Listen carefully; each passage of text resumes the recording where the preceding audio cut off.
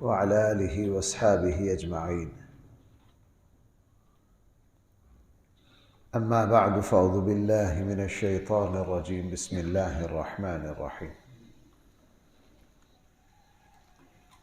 سبحان الذي أسرى بعبده ليلا من المسجد الحرام إلى المسجد الأقصى الذي باركنا حوله لنريه من آياتنا إنه هو السميع البصير. صدق اللہ مولانا العظیم۔ قرآن کریم کی اس آیت مبارکہ میں اللہ جل جلالہ نے رسول اکرم صلی اللہ علیہ وسلم کا جو خاص معجزہ ہے، حضور علیہ السلام کا خاص امتیاز ہے، قرآن کریم نے اس کا تذکرہ کیا ہے۔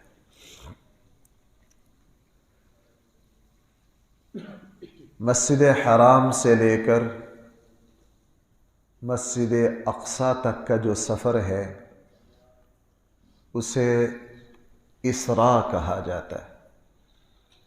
اس آیت میں صرف اس کا ذکر ہے، یعنی رسول اللہ صلی اللہ علیہ وسلم کا جو سفر مسجد حرام سے لے کر بھائی کہاں تک ہوا؟ بیت المقدس، مسجد اقصیٰ تک۔ رسول اکرم صلی اللہ علیہ وسلم کا اس سے اگلا سفر جو ہے مسجد اقصیٰ سے لے کر سدرۃ المنتہا، اس سے آگے تک، اس کو سفر معراج کہتے ہیں۔ اس کا ذکر سورۃ النجم میں ہے۔ اذ یغشی السدرۃ ما یغشی ما زاغ البصر وما طغی، اس کا تذکرہ وہاں ہے۔ اور باقی تفصیلات صحیح احادیث میں ہیں۔ تقریباً 25 صحابہ سے رسول اللہ صلی اللہ علیہ وسلم کے سفر معراج کے حالات ہم تک پہنچے، اور جن احادیث میں رسول اقدس صلی اللہ علیہ وسلم کے معراج کے سفر کی تفصیلات ہیں، ان میں سے جو صحیح احادیث ہیں وہ بھی تقریباً تواتر تک پہنچی ہوئی ہیں۔ تواتر انہیں کہا جاتا ہے جس کا انکار کفر ہے۔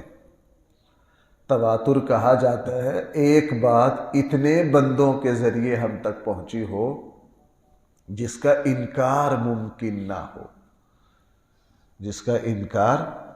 یہ بات میں اس لیے کی ہے میں نے، ہمارے یہاں سفر معراج کے منکر بہت ہیں۔ رسول اکرم صلی اللہ علیہ وسلم جب یہ معراج سے واپس آئے، لوگوں نے اس کا انکار کیا۔ آج مسلمانوں میں بھی ایسے بہت سارے لوگ ہیں جو اس سفر کو نہیں مانتے ہیں، یا مانتے ہیں تو وہ کہتے ہیں یہ خواب کا واقعہ ہے، جسم کے ساتھ نہیں ہے۔ تو میں نے اس کا جو ماخذ ہے مسجد حرام سے لے کے مسجد اقصیٰ تک، اس کا ذکر اس آیت میں ہے۔ قرآن کی ہر آیت کو ماننا بھائی ہر مسلمان پر کیا ہے؟ فرض ہے۔ قرآن کی کسی آیت کا انکار کفر ہے۔ اور مسجد اقصیٰ سے لے کر سدرۃ المنتہا سے آگے تک کے سفر کا ذکر سورۃ النجم میں ہے، اس کو ماننا بھی بھائی ہر مسلمان پر کیا ہے؟ لازم ہے۔ باقی تفصیلات جو صحیح بخاری اور مسلم میں 25 صحابہ سے ہیں، ساری تفصیلات ہیں، وہ احادیث تواتر کی حد تک پہنچی ہوئی ہیں، ان کو ماننا بھی ہر مسلمان پر فرض ہے۔ ساری تفصیلات تو سفر کی نہیں آئیں گی، صرف کچھ اصولی باتیں میں آپ سے عرض کروں گا۔ رسول اکرم صلی اللہ علیہ وسلم کو یہ سفر کیوں کروایا گیا؟ یہ سب سے اہم بات ہے اس پورے واقعہ میں۔ اللہ تعالیٰ چونکہ خود غیب میں ہے، بھائی اللہ تعالیٰ کہاں ہیں؟ ہمیں نظر نہیں آتے۔ اللہ نے اپنی ذات کو غیب میں رکھا ہے، اور اللہ تعالیٰ کے سب سے بڑے نمائندے جو ہیں وہ زمین پر، وہ اللہ تعالیٰ کے پیغمبر اور اللہ تعالیٰ کے رسول ہیں۔ اللہ تعالیٰ نے جنت، جہنم، اوپر کا نظام، سدرۃ المنتہا، یہ ساری چیزیں اللہ تعالیٰ نے غیب میں چھپا رکھی ہیں۔ اس لیے ہم سے یہ مطالبہ کیا گیا ہے الذین یؤمنون بالغیب، ہم بغیر دیکھے اللہ تعالیٰ اور رسول اللہ صلی اللہ علیہ وسلم کی ان باتوں پر ایمان لاتے ہیں۔ جب یہ غیب ہے، اللہ تعالیٰ نے اس غیب پر گواہ بنایا ہے صرف اپنے رسولوں کو، اپنے نبیوں کو۔ ہر رسول اور پیغمبر کو غیب کی کچھ نہ کچھ سیر کروائی۔ سیر سے مراد مشاہدہ۔ مثلا بھائی سارے نبیوں نے حضرت جبرائیل کو دیکھا ہے کہ نہیں؟ اور حضرت جبرائیل بھائی غیب میں کچھ نہ کچھ غیبی نظام اللہ تعالیٰ نے اپنے رسولوں کو دکھایا۔ موسیٰ علیہ السلام کو طور پر جاتے اللہ تعالیٰ سے ہم کلام ہوتے۔ ہمارے آقا صلی اللہ علیہ وسلم چونکہ آخری نبی ہیں، اللہ تعالیٰ کا یہ فیصلہ ہوا کہ غیب کی سب سے زیادہ تفصیلات اور غیب کا مشاہدہ ہمارے آقا صلی اللہ علیہ وسلم کو کروایا جائے۔ اس سفر کا سب سے بڑا مقصد غیبی نظام پر اپنے رسول کو گواہ بنانا تھا، تاکہ رسول اللہ صلی اللہ علیہ وسلم انسانیت کے سامنے یہ گواہی دیں کہ میں اللہ کے غیبی نظام کو دیکھ کر آیا ہوں۔ بھائی رسول اللہ صلی اللہ علیہ وسلم کی ایک صفت کیا ہے؟ شاہد۔ بھائی ایک صفت کیا ہے؟ شاہد کا معنی کیا ہے؟ گواہ۔ اب رسول اللہ صلی اللہ علیہ وسلم نے اللہ تعالیٰ کے نظام کو دیکھا کہ کس طرح ایک لمحہ میں مسجد حرام سے مسجد اقصیٰ تک کا سفر کیا۔ رسول اللہ صلی اللہ علیہ وسلم کے زمانے میں 40 دنوں کا یہ سفر تھا۔ بھائی کتنے دنوں کا؟ 40 دن جانے کے اور 40 دن آنے کے۔ کتنے دن ہو گئے؟ 80 دن ہو گئے۔ اس سے اوپر والا جو ہے ہم اس کو پیمائش کر ہی نہیں سکتے، ہمارے پاس کوئی پیمانہ ہی نہیں ہے۔ پھر صرف اتنا نہیں ہے، بھائی مرنے کے بعد کی زندگی ہے یا نہیں؟ تو وہاں انبیاء علیہ السلام سے ملاقات کروا دی۔ رسول اللہ صلی اللہ علیہ وسلم نے فرمایا میں بیت المقدس دیکھا، وہاں سارے نبی تشریف لائے۔ اب اللہ کے نبی کو دکھا دیا کہ یہ جو نبی ہیں یہ مٹی ہو کر فنا نہیں ہو گئے، یہ برزخ میں اللہ تعالیٰ کے یہاں بھائی کیا ہیں؟ زندہ ہے۔ آپ علیہ السلام جب معراج پر گئے، آپ علیہ السلام نے موسیٰ علیہ السلام کو قبر میں نماز پڑھتے بھائی دیکھا کہ نہیں؟ صحیح احادیث میں ہے، دکھا دیا قبر کی زندگی۔ وہاں سے اوپر گئے تو اوپر کا نظام، فرشتے، آسمان، اوپر جا کر بھی انبیاء علیہ السلام سے ملاقات کروا دی، حضرت ابراہیم سے سدرۃ المنتہا تک، اس سے بھی آگے گئے۔ اب میں یوں کہہ سکتا ہوں کہ اللہ تعالیٰ نے ہر چیز غیب میں چھپا رکھی ہے۔ رسول اللہ صلی اللہ علیہ وسلم کو جنت اور جہنم کے مناظر دکھا کر انسانوں اور اللہ کے درمیان غیبی نظام کے بھائی سب سے بڑے گواہ کون ہیں؟ ہمارے آقا صلی اللہ علیہ وسلم۔ اس سفر کا بنیادی مقصد حضور علیہ السلام کو غیب کا نظام دکھانا تھا، اور آپ علیہ السلام نے پھر وہ غیب کا نظام دیکھ کر لوگوں کے سامنے اس کی تفصیلات بیان کی۔ نمبر 2، رسول اللہ صلی اللہ علیہ وسلم کا یہ سفر جسم کے ساتھ ہوا ہے، خواب میں روحانی نہیں تھا۔ خواب میں روحانی طور پر اگر کوئی بندہ آسمان کی سیر کر آئے تو یہ کوئی بعید نہیں ہے، اس پر نہ کسی کو اعتراض ہو سکتا ہے، نہ مشرکین مکہ اتنا اعتراض کرتے جب رسول اللہ صلی اللہ علیہ وسلم نے فرمایا کہ میں حضرت ام ہانی کے گھر سے گیا تھا اور ساری سیر کر کر آیا ہوں، تو سارے مکہ میں کوہرام مچ گیا تھا۔ اگر اللہ کے نبی کہتے میں نے خواب میں دیکھا ہے تو کسی کو کوئی اعتراض نہ ہوتا، کسی کو کوئی اعتراض نہ ہوتا۔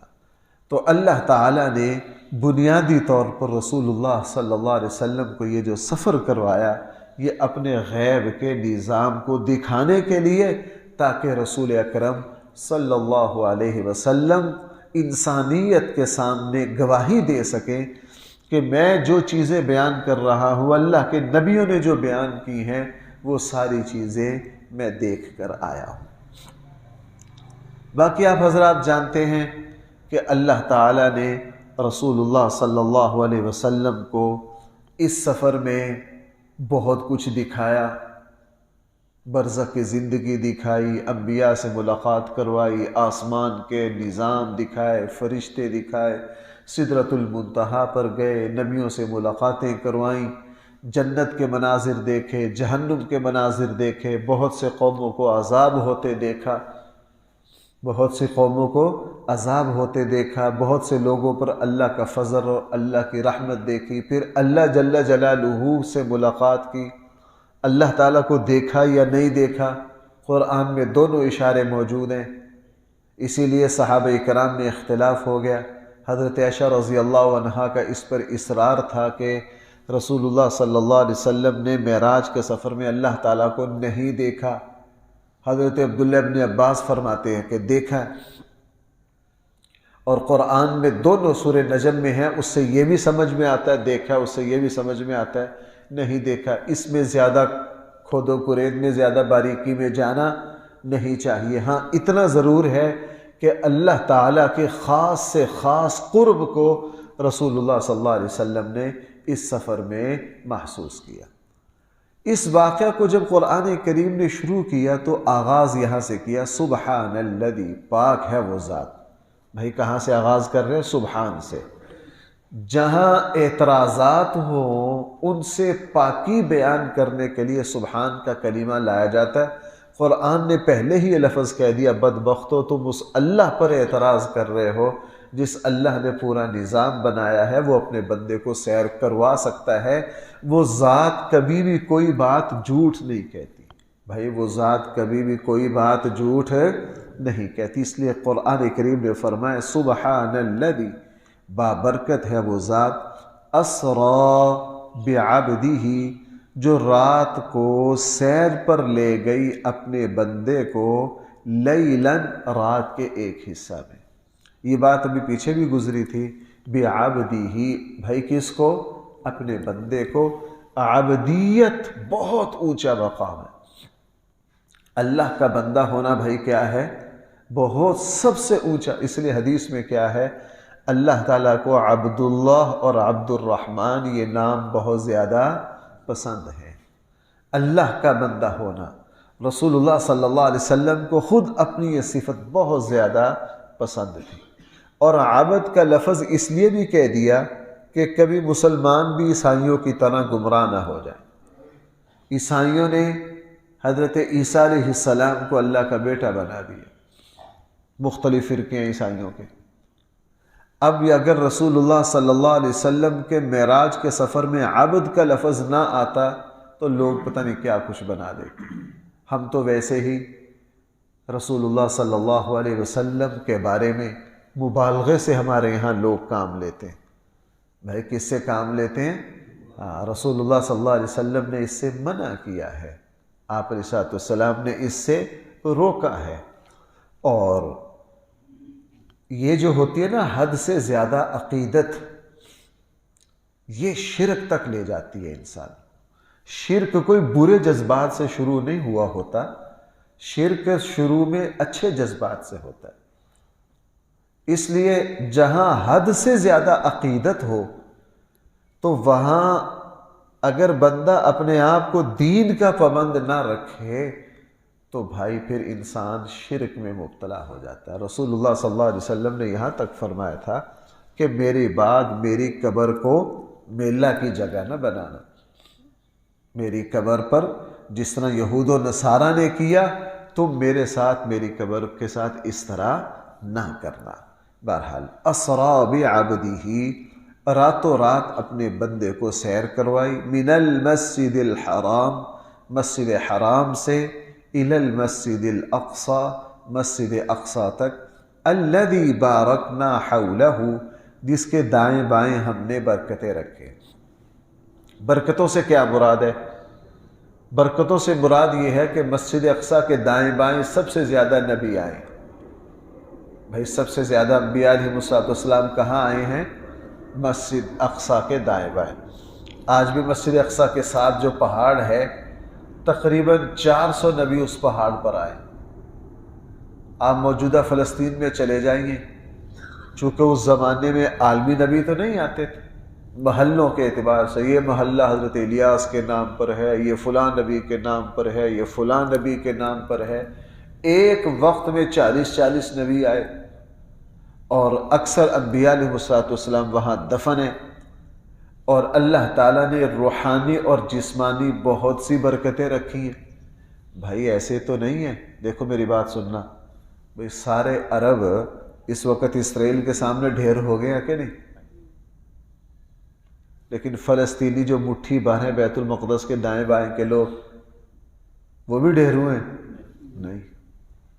آپ حضرات کو پتہ ہے وہ کتنی شہادتیں دے چکے ہیں؟ بیت المقدس کے دائیں بائیں جتنے مسلمان ہیں، کوئی گھر کوئی خاندان ایسا نہیں ہے جس میں شہید موجود نہ، جس میں شہید موجود ہے نہ۔ آپ کو پتہ ہے ان کو شاید ہر مہینے مسجد اقصیٰ میں نماز جمعہ پڑھانے کے لیے 1-2 شہادتیں ان کو دینی پڑتی۔ اور اب میں نے خود فلسطین کے علماء سے میں ملا ہوں، پاکستان بڑی دفعہ وفد آئے ہیں ان کے، براہ راست ان سے بہت ساری باتیں سننے کا موقع ملا۔ وہ کہتے ہیں اللہ تعالیٰ نے ہمیں شہادت کے لیے منتخب کیا، اسی لیے فلسطین کے جو لوگ ہیں نرینہ اولاد سب سے زیادہ ان کے یہاں۔ پوری دنیا میں فلسطین پچھلے 40 سال سے نرینہ اولاد کی پیدائش میں اول آ رہا ہے۔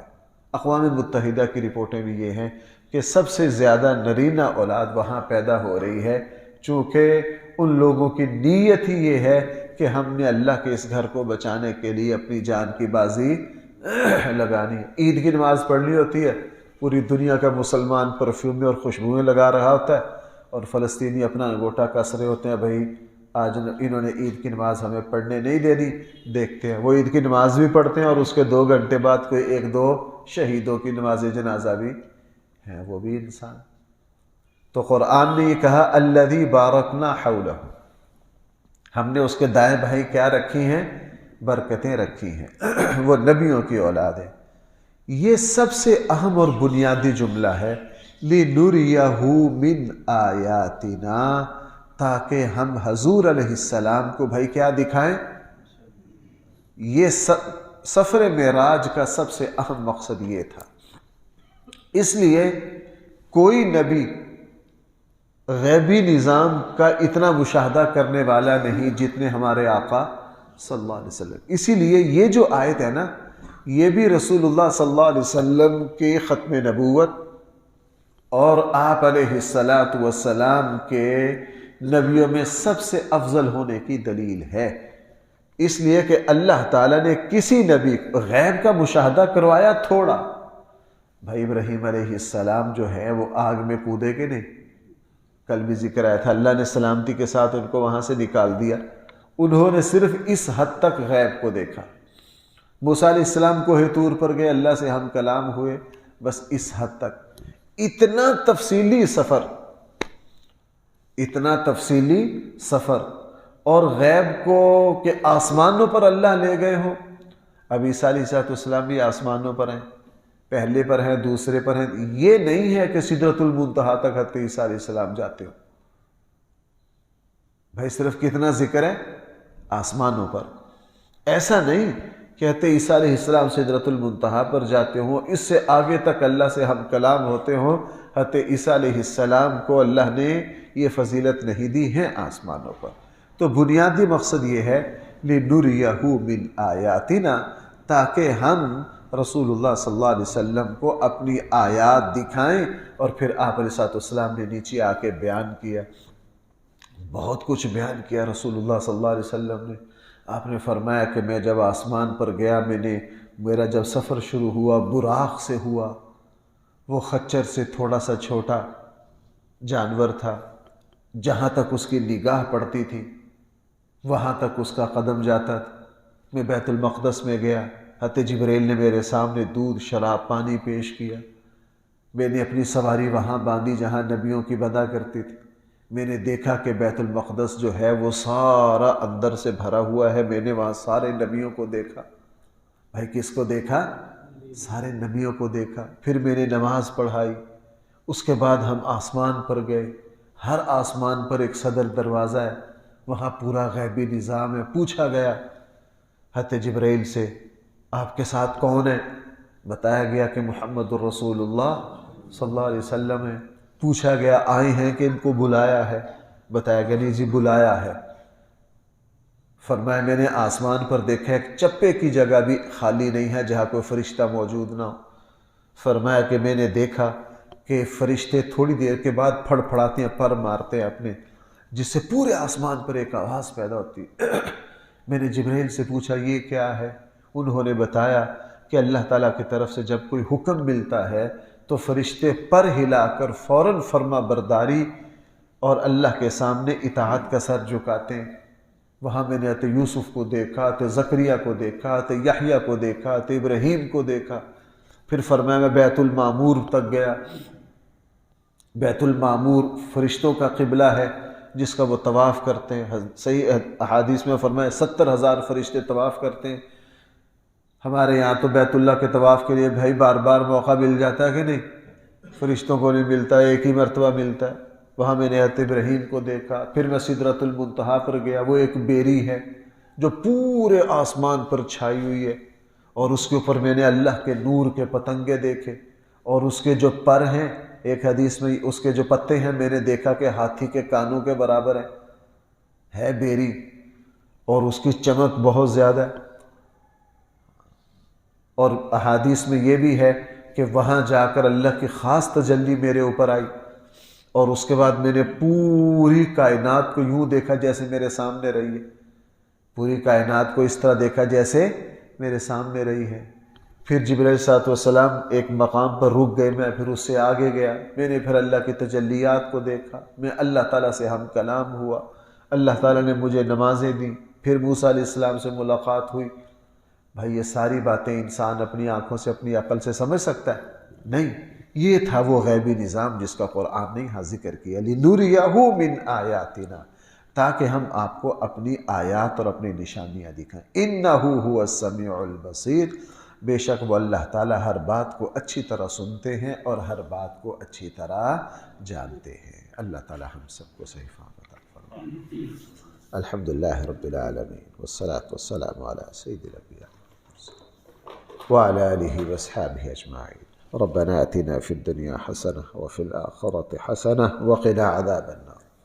صلى الله تعالى على خير خلقه سيدنا ومولانا محمد وآله وصحبه۔